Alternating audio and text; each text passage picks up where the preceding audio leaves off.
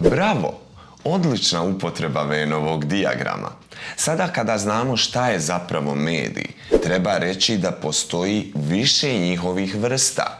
Medije možemo dijeliti po više osnova.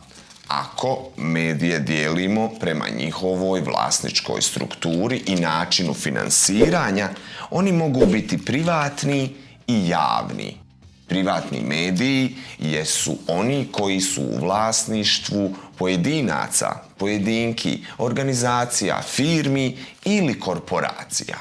Javni su, sa druge strane, oni koji se finansiraju iz državnih budžeta, to jest novcem kojeg svako od nas plaća u vidu poreza državi.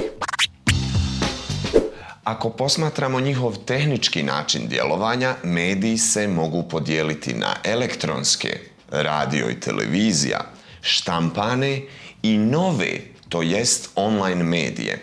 Recimo, štampani mediji su svi oni koji informacije prenose u pisanoj formi putem neke vrste fizičkog objekta.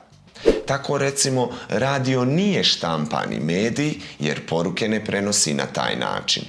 Među štampane medije spadaju dnevne novine, bilteni, časopisi koji izlaze u određenim ciklusima i sl.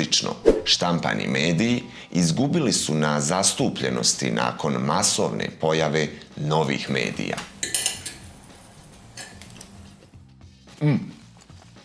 Osim što je važno da organizujemo informacije na pravi način, važno je i da razumijemo šta je sadržaj informacija koje konzumiramo. Kako bismo bolje razumjeli neki pojam, možemo se koristiti grafičkim organizerima. Hajde sada da organizujemo informacije koje smo čuli o štampanim medijima.